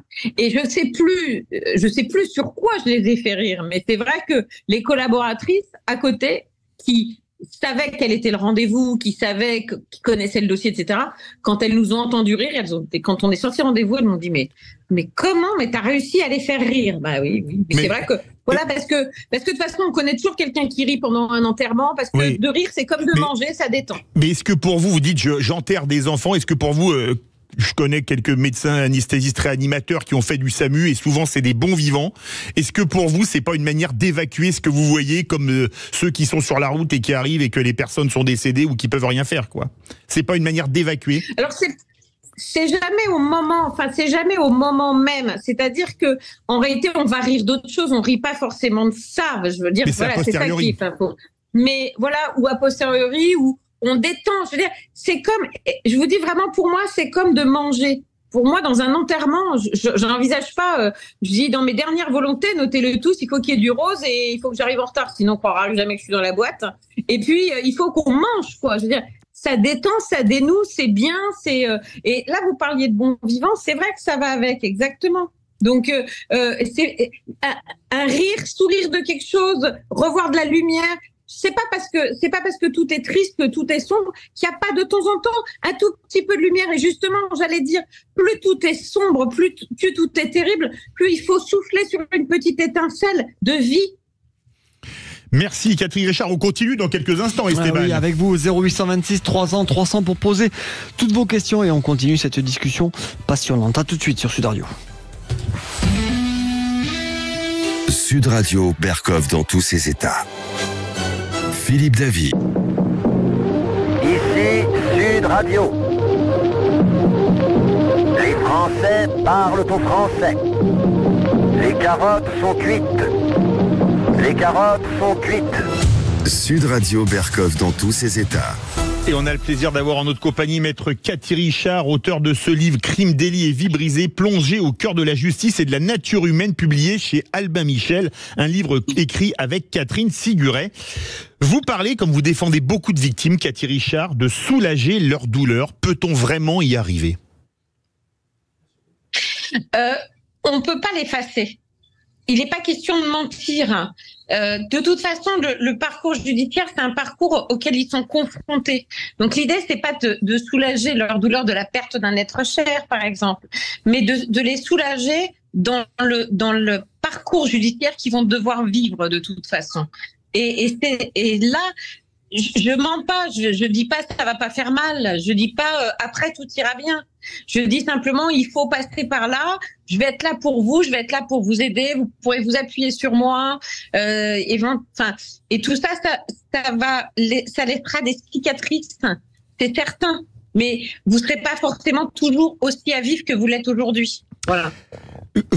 Vous écrivez, quand la douleur rend agressif. Est-ce qu'on s'identifie à la victime ou aux victimes quand on est souvent comme vous, avocate de partie civile? Parfois, j'avoue que on fait punching ball.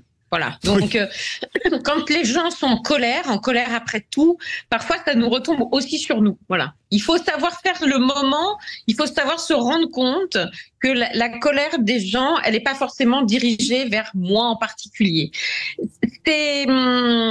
Souvent, j'essaye de faire avec, je leur explique gentiment que je ne suis pas un punching ball, que j'entends leur colère. Mais voilà, qu'on va essayer de travailler intelligemment et d'avancer intelligemment. Parfois, j'ai moins de patience. Ça m'est arrivé 1 ou 2 fois d'être moi-même fatiguée et de dire oh, et tout doux là, on s'arrête. Moi, je peux pas, on peut pas parler intelligemment si c'est pour sortir sur moi toute votre colère. J'entends votre colère, mais on va essayer de réfléchir à ce qu'on peut faire. Il y a des choses qu'on peut pas faire. Et puis, il restera des choses qu'on peut faire, donc on va réfléchir à ce qu'on peut faire ensemble. Mais c'est vrai que la colère, enfin, plutôt, la peine, la souffrance, elle prend 1000 facettes. Et dans ces 1000 facettes, il y a des gens qui s'effondrent et qu'il faut soutenir. Il y a des gens qui se mettent dans une colère noire et qu'il va falloir calmer. Et tout ça, c'est pour les aider à avancer sur ce parcours qui est le parcours judiciaire. Le camp des auteurs, quand il y a quelque chose à comprendre.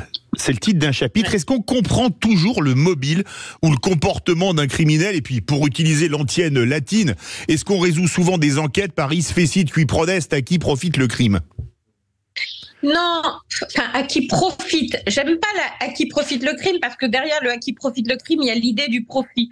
Et justement, c'est ce que je dis, c'est souvent mes limites, moi, c'est de défendre des gens qui ont fait juste des choses par profit, simplement par profit, quand il y a vraiment aucune dimension humaine derrière intéressante. Ensuite, en revanche, bien sûr que il y a toujours une raison et comprendre, c'est important. Et ce que je dis surtout, c'est que pour que je défende un auteur, il faut que quelque chose en lui me touche, m'interpelle, que j'ai justement envie de faire comprendre quelque chose en lui, ou parfois, ça peut être aussi ta mère, parfois, parce que je me dis, mais cette femme, elle a tout fait bien, comment ça se fait, où les choses sont parties à l'envers, pourquoi c'est parti comme ça? Et c'est vrai que on dit que juger, c'est comprendre. Voilà, ça c'est pas de moi, c'est de Pierre Drey, président de la Cour de cassation. Juger, c'est comprendre. Eh bien, défendre, c'est aider à comprendre. Alors, vous écrivez en défense sans étiquette, mais pas sans éthique. L'éthique, ça existe pour un avocat. Tiens, je vais vous poser une question. Est-ce que mentir pour faire acquitter un client, c'est éthique? Sujet de philosophie, vous avez 4 heures. Eh ben, j'ai pas besoin de 4 heures. Mentir pour faire... Heureusement, parce qu'il reste même pas une demi-heure d'émission. Non, mais mentir. Et puis, de toute façon, vous pouvez lire mon livre, ça vous prendra peut-être 4 heures et j'explique ça encore mieux, parce que bien évidemment, c'est une des questions qu'on m'a le plus souvent posées. Ah oui, mais comment vous pouvez défendre des coupables, des gens qui, en sachant qu'ils l'ont fait? Alors déjà, la première chose, c'est que si moi je sais qu'ils l'ont fait, les juges aussi, en général. Et il y a souvent beaucoup de crimes qui sont reconnus. D'accord? Donc, il ne s'agit pas de venir dire c'est un innocent et de venir innocenter des gens. Défendre quelqu'un, ça n'est pas l'innocenter. Forcément, je veux dire, c'est dans l'esprit des gens. L'avocat, c'est bizarre. D'ailleurs, il y a eu un glissement parce que avant, l'avocat, c'était celui qui défendait la veuve ou l'orphelin. Donc, c'était très bien. Et puis, d'un seul coup, l'avocat, c'est devenu celui qui défend les pas beaux, enfin, qui aide les méchants à s'en sortir. Et on est passé, dans une extrême qui ne vaut rien non plus, parce que c'est pas ça. L'idée, c'est de s'interroger et de faire en sorte que l'auteur soit jugé en ayant été compris et en ayant la notion de ce qu'il est compris lui aussi. Parce que, comme je dis, que ce soit pour les auteurs ou les victimes, le procès, c'est le premier jour du reste de leur vie. Donc, il y a vraiment une importance capitale à ce que la personne soit comprise. Et mentir pour faire acquitter quelqu'un, entre guillemets, c'est un jeu extrêmement dangereux. Comme d'ailleurs, les gens pensent aussi qu'on dicte aux clients leurs réponses. Oh là là là là. Il n'y a pas de plus grosse erreur à faire que ça, parce que bien évidemment, si on commence à leur dire ce qu'il faut dire et pas dire, ça va être une catastrophe. Bon. Donc, en fait, c'est plutôt une évolution à faire avec eux, c'est-à-dire leur expliquer, eux-mêmes les éclairer sur ce qu'il y a dans le dossier, essayer de leur faire comprendre les choses, et que eux-mêmes comprennent, que eux-mêmes évoluent aussi, parce que parfois, il faut qu'ils évoluent sur le terrain de la vérité, qu'ils soient auteurs ou victimes. Et ensuite, faire un gros mensonge aux assises pour essayer d'acquitter quelqu'un. En plus de ça, s'il est acquitté, bon, je veux dire, mais comment on est sûr? Et s'il n'est pas acquitté, alors après il va vous dire mais vous avez menti, maître. Enfin, non, c'est pas mon style de défense en tout cas. Certains disent que les avocats aiment les affaires médiatiques. Alors vous avez fait l'affaire notamment des victimes du violeur de la Sambre, Barbe Bleue de l'Essonne, Jonathan Daval, le curé crucifié, etc. Et vous écrivez que des Fourniret ou des Dutroux, qui eux, alors là, défraient la chronique, ne vous intéressent pas. Pourquoi? Parce que là, vous ne pouvez pas avoir la moindre empathie pour ce type de personnage? Ah oui, j'arrive pas à trouver l'accroche, quoi. Ils sont rares, mais il y a des gens avec qui on n'arrive vraiment pas à trouver l'accroche. Comment est-ce qu'on peut trouver la parcelle du mal? Ils sont tellement rares, vraiment faut le dire. Hein. Malheureusement, comme les gens quand ils disent des pédophiles, dire pour certains, quelqu'un qui est poursuivi pour pédophilie à une époque c'était forcément un Dutroux. Mais il y a tellement de styles de gens qui sont des pédocriminels, parce que j'aime pas le mot pédophile, qui sont des pédocriminels. Voilà, on ne peut pas mettre les gens dans des cases. Mais en revanche, c'est vrai que quand j'ai l'impression qu'il n'y a rien à sauver, je vois pas bien l'intérêt du travail. Quant au dossier médiatique, ça aussi, j'en parle dans mon livre, un dossier médiatique, ça sert à quoi, entre guillemets? Je veux dire, souvent, il va être intéressant parce que justement, il va intéresser parce qu'il est intéressant. Donc, en soi, c'est ce que j'expliquais au début de cette émission. En soi, pour moi, c'est une belle affaire parce que forcément, il intéresse les médias, mais il m'intéresse aussi. Mais en revanche, pour être dans les médias, souvent, j'ai été invitée pour parler de dossiers qui sont pas les miens. Je refuse systématiquement. Vu à la télé, c'est pas votre tasse de thé. Ça sert à rien. Alors, est-ce qu'il y a des cas désespérants? Des cas désespérants, des clients qui me désespèrent, ça arrive. C'est ça, oui. Des clients qui me désespèrent, ça arrive. En général, on reste pas tellement avocat et client longtemps en réalité, parce qu'on se rend compte assez vite qu'on n'est pas d'accord sur le système de défense. Donc, c'est quand même une osmose, un avocat, un client. Donc, on se rend compte que on dit au client, bah, écoutez, non, là, vous voulez que je dise ça, mais non, moi, ça me convient pas. Je pense que de toute façon, et souvent d'ailleurs, c'est pas seulement que ça me convient pas moi, c'est que de toute façon, vous allez dans le mur avec ce système de défense, monsieur. Vous allez aller dans le mur. Bon, moi, je vous le déconseille. Voilà. Et puis bon, bah, après, on se met d'accord, on se met pas d'accord. Si on se met pas d'accord, la plupart du temps, c'est eux qui changent d'avocat ou c'est moi qui leur dis, monsieur, j'arrête là. Voilà. Et ça m'est arrivé plusieurs fois de dire, bah non, là, on va pas. Non, parce que je dirai jamais ce que vous voulez que je dise. Donc, soit vous acceptez que je dise autre chose, ce qui était déjà arrivé aussi. Soit vous acceptez que je dise autre chose, c'est-à-dire que j'entends que vous n'êtes pas en mesure de reconnaître les faits ou de dire telle chose ou de demander pardon, mais vous acceptez que je le demande à votre place, soit sinon vous y avez quelqu'un d'autre que moi, quoi. Quelle est la position la plus facile ou la plus difficile? Défense ou partie civile? Il n'y a pas de position facile ou difficile. C'est par exemple, ça c'est ce qui m'énerve quand je croise des confrères qui me voient avec mes valises et qui me disent « Ah, tu vas aux assises? Alors, partie civile ou en défense ?» Je dis « Partie civile. » « Oh, ça va alors. » Je dis « Non, ça va pas. Bien sûr que non, ça va pas. » D'abord, la position, elle est difficile ou facile en fonction du dossier, en fonction du client.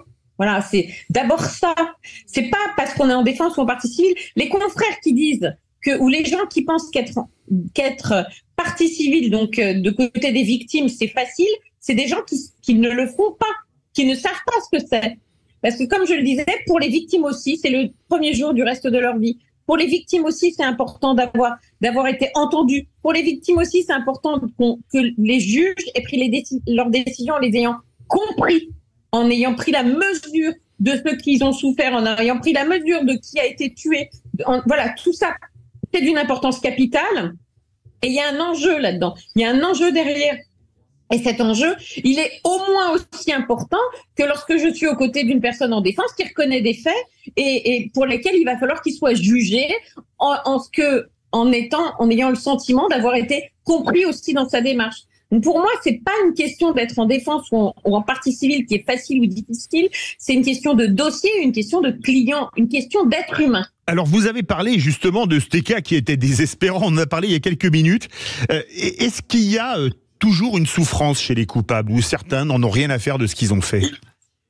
Voici, c'est là où typiquement quelqu'un qui en a rien à faire avec moi, ça va pas durer longtemps, quoi. C'est pas possible parce que dans quand on parle de coupable, on parle de quelqu'un qui est coupable et qui reconnaît les faits ou qui accablé par des faits et puis qui dit c'est pas sur des viols, elle était bien contente ou là non, c'est-à-dire que rapidement moi je lui dis attendez, pour que vous vous présentiez devant vos juges d'une façon normale, honnête, que vous soyez entendu à votre défense, monsieur, il faut évoluer.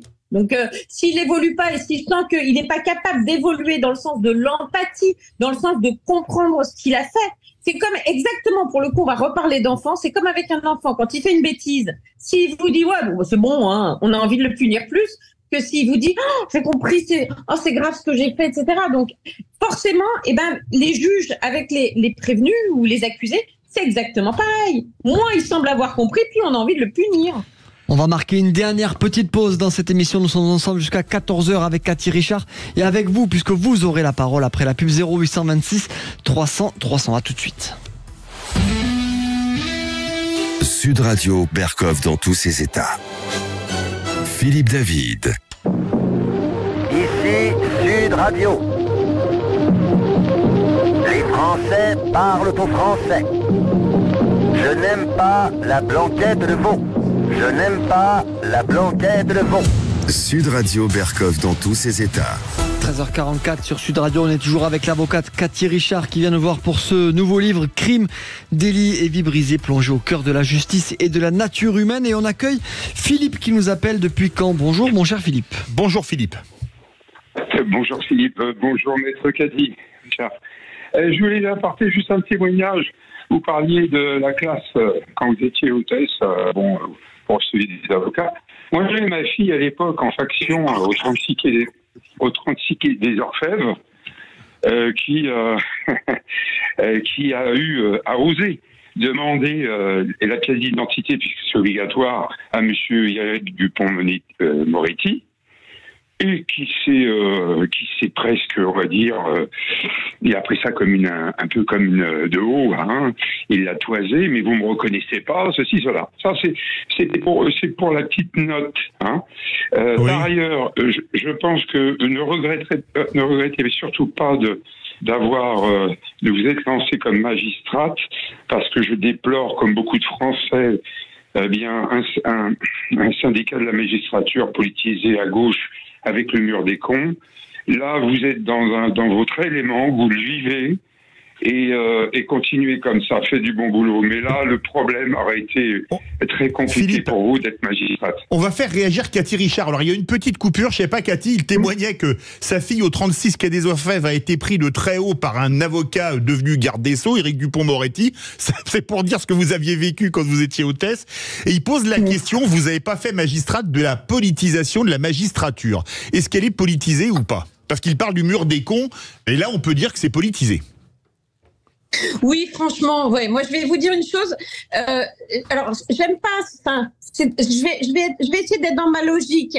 Pour moi, c'est pas un problème de gauche ou de droite. Pour moi, c'est un problème d'arrogance et d'absence de, j'allais dire, de tolérance, de respect de l'autre. Donc, c'est pas une question de couleur politique. Mais il s'avère que, par exemple, vous voyez, là, l'École nationale de la magistrature vient de faire une campagne de promotion. Alors, c'est écrit, vous êtes l'avenir de la justice. Dessus, sur leur campagne de promotion, on voit des jeunes, et il y a écrit « Vous êtes l'avenir de la justice, intégrez l'école de la magistrature ». Et ben, je trouve que c'est scandaleux, parce que pour moi, c'est pas l'avenir de la justice. Vous allez être au service de la justice, vous allez être au service des gens pour la justice, mais vous n'allez pas être l'avenir de la justice. Vous n'incarnez pas la justice. La justice, elle est rendue au nom du peuple français. Donc c'est ça qui me pose plus de problèmes encore que les opinions politiques des uns et des autres, ou des... C'est les mentalités qui me posent problème, voilà. Merci beaucoup. C'est l'arrogance et l'absence d'humanité. Et il faut que je dise quand même pour les magistrats qu'ils vivent aussi dans des... Enfin, leurs conditions de travail sont de plus en plus compliquées, de plus en plus inhumaines, ce qui les rend aussi sans doute aussi de plus en plus inhumains. Et qu'il y a bien évidemment des exceptions, Dieu merci. On remercie Philippe pour sa question et on accueille Marc de Béziers. Bonjour Marc. Bonjour Marc.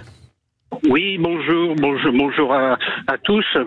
Voilà, moi je voulais j'ai eu affaire à la justice. Alors heureusement pour des choses a priori mineures comme le juge des affaires familiales et le juge des enfants, où là c'était beaucoup plus grave parce que c'était par rapport à ma fille. Et moi ce que j'ai déploré, c'est le fait que l'avocat finalement soit un procédurier plus un conseil.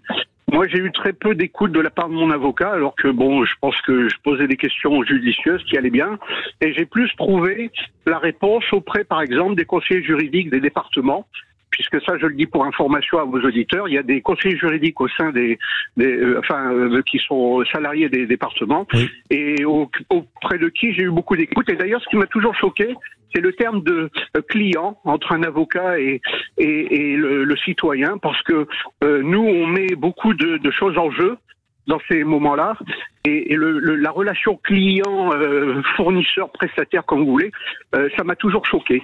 Pour un médecin, on parle de patient, oui. De la patientèle. Je comprends pas pourquoi on parle de clientèle vis-à-vis d'un avocat, même si on est un client de l'avocat. Mais pour autant, ça me choque parce que les choses qui sont en jeu, en général, elles sont très importantes. La parole est à maître Cathy Richard pour vous répondre.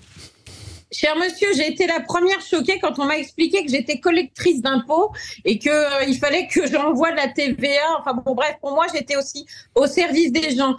Je pense très sincèrement que c'est une question de personne et de personnalité. Vous êtes tombé sur des bons conseillers au sein de la mairie ou je sais pas, du département. Vous auriez pu aussi tomber sur quelqu'un qui ne vous écoute pas. Vous êtes tombé sur un avocat où vous avez eu l'impression qu'il vous écoutait pas. Vous auriez pu tomber sur un avocat qui met l'humain au premier chef et au premier plan.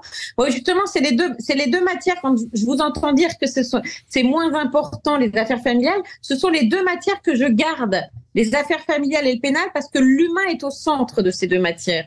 Et en revanche, vous voyez, j'ai le souvenir d'une collaboratrice qui avait commencé à mon cabinet, qui venait d'un cabinet parisien, et elle écrit à un client, et je relis, parce que je relis toujours, et je lui dis, mais je comprends rien à cette lettre-là, il y a 10 km de long, on comprend rien à ce que t'écris. Elle me dit, ah bah oui, mon ancien patron, il voulait pas que les clients comprennent. Je dis, ah mais non, c'est pas du tout ça ici. Ici, l'idée, c'est qu'ils comprennent justement. Voilà, alors après, je pense qu'il faut pas là encore, on peut pas forcément mettre les gens dans des cases.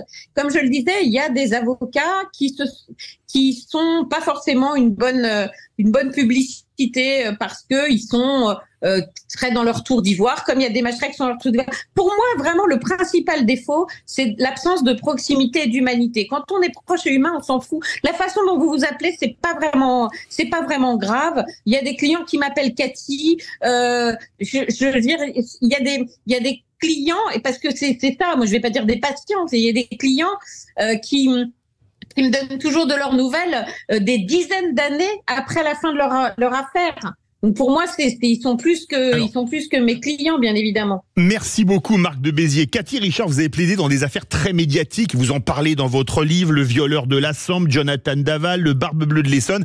Quel souvenir vous reste-t-il de ces affaires hyper médiatisées ? Je peux pas dire quel souvenir me reste de ces affaires. C'est comme quand on me dit quelle est l'affaire qui vous a le plus marqué, je réponds toujours j'ai 3 enfants, c'est comme si on me demandait lequel j'aime le plus. De chaque affaire, je garde des souvenirs différents. Ça fait l'objet d'un livre qui est déjà assez épais, et ça pourrait faire l'objet d'un deuxième, d'un troisième. Enfin, parce qu'effectivement, à chaque affaire, à chaque personne rencontrée, c'est une nouvelle histoire. C'est de nouveaux obstacles, mais c'est aussi de nouveaux beaux moments. Et voilà, il y a pas de, et pas spécialement, je le dis, pas plus si elles sont médiatiques que si elles ne le sont pas.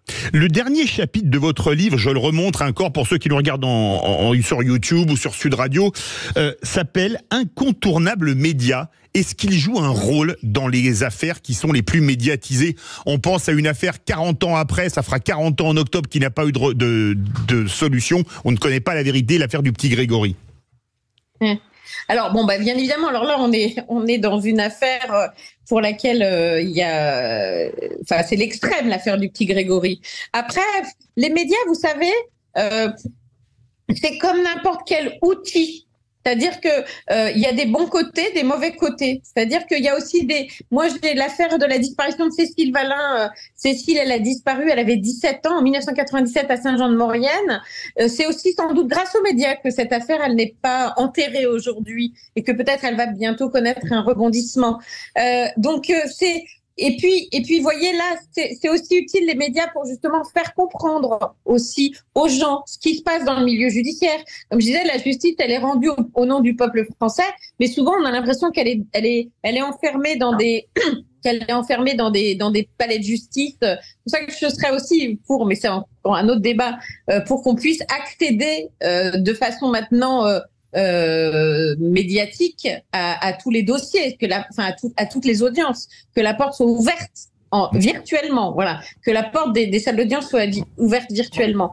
Mais bon, bref, donc je pense que les médias sont comme tout, c'est-à-dire qu'il faut en prendre le bon et en laisser le mauvais, ou essayer de lutter contre le mauvais. Comme je dis, quand on veut me faire parler de dossiers qui sont pas à moi, parce que on fait des kilomètres de long sur tel acteur connu qui conduisait sous l'empire de stupéfiants, bon voilà, il y a un moment, c'est vrai qu'on tourne en rond. Après, toute la question aussi, elle est de l'utilité aussi des médias, comme, vous savez, MeToo, c'était aux États-Unis il y a 10 ans. En France, on se rend compte que là, la parole commence à se libérer. Pourtant, on croyait qu'elle se libérait en même temps que MeToo. Mais en fait, comme toujours, il a fallu 10 ans pour que ça arrive chez nous. Mais les médias, ça peut avoir aussi une utilité parce que ça peut libérer la parole. Mais bon, est-ce que ça libère la parole ou est-ce que ça crée... Vraiment, la question est trop complexe pour y répondre en quelques mots. Est-ce que vous avez déjà plaidé une affaire dans laquelle vous avez vu, vous, une erreur judiciaire ? Ah oui. Ah oui, oui. Je suis absolument persuadée d'avoir déjà vu des erreurs judiciaires. Oui, bien sûr. Oui, bien sûr. C'est difficile, mais oui. Voilà, mais je parle même parfois, on peut dire, de petites affaires. Je me souviens d'avoir plaidé pour un petit jeune il y a des années de ça. J'étais vraiment toute jeune avocate et je plaidais devant le tribunal correctionnel pour un petit jeune qui s'était retrouvé là pour avoir arraché un sac à main ou un truc comme ça. Et on avait dit que c'était lui parce qu'il avait un survêtement avec une bande blanche. Et je me souviens être allée à l'audience avec un survêtement avec une bande blanche en disant « Regardez, moi aussi j'en ai un ». Et qui n'en a pas, quoi, je veux dire. Hein. Et le tribunal l'a déclaré coupable. J'avais croisé ensuite le président en backstage, j'allais dire. Je l'avais croisé dans les couloirs et je lui avais dit ce que je pensais de ce jugement. Pour moi, et c'était impossible qu'il soit condamné, ce garçon. Et vous savez, le pire du pire, c'est que parfois sur des erreurs judiciaires, quand les choses se passent vraiment mal, les clients ils veulent pas faire appel parce qu'ils ont encore plus peur d'agir. Ils préfèrent en terminer. Ils veulent plus entendre parler de rien. Ils font pas appel, ils veulent en finir, ils n'ont plus confiance dans la justice. Allez, il nous reste 1 minute. Il y a des rituels en audience, comme les champions ont certains rituels de mettre leur chaussure gauche avant la chaussure droite. Quels sont vos rituels, Cathy Richard? Pour finir par une question clin d'œil. Alors moi j'ai mes stabilos, j'ai mes couleurs, ça, vraiment j'ai plein de couleurs, j'ai plein de feutres de toutes les couleurs, j'ai absolument besoin de pouvoir surligner mes cotes aussi de toutes les couleurs et puis j'ai mes chocolats. Forcément j'ai souvent des chocolats, j'ai besoin de chocolat avec moi, c'est comme je disais, ça remonte le moral, c'est bon pour tout. Et ça fait partie de mes rituels avec aussi mes foulards ou mes rabats qui sont différents. J'ai pas forcément le même rabat blanc que tout le monde, j'ai aussi des rabats avec de la dentelle que je laisse choisir à mes clients parfois, voilà. Et tous vos confrères et consoeurs ont plus ou moins des mêmes rituels pareils? Pas les mêmes, et puis je pense qu'on a tous les nôtres. Enfin, je sais pas, j'ai pas vraiment échangé là-dessus. Bon, quand j'ai mes stabilos et mes chocolats, je peux vous dire qu'ils les empruntent. Écoutez, les deux sont utiles, mais peut-être que les chocolats sont un peu plus agréables que les stabilos. Merci beaucoup, maître Cathy Richard, auteur de Crimes, délits et vies brisées, plongé au cœur de la justice et de la nature humaine. Un livre où on va vraiment au cœur de la justice et on parle d'affaires très médiatiques, mais pas que, vraiment un livre à lire. Merci à vous. Merci beaucoup, Cathy Richard, d'avoir été avec nous. On va se retrouver demain sur Sud Radio. Philippe David, vous êtes là demain? Absolument. Comme Fabien Galtier, on change pas la compo. On change pas la compo, mais bon, là il n'y aura pas de vidéo pour voir si les Écossais ont aplati ou pas à la dernière minute. Et on parlera d'intelligence artificielle demain dans le face à face. Merci à tous de nous avoir écoutés. Tout de suite, c'est Brigitte Lahaye sur Sud Radio. À demain. Sud Radio. Sud Radio. Parlons vrai. Parlons vrai. Sud Radio. Parlons vrai. Bon.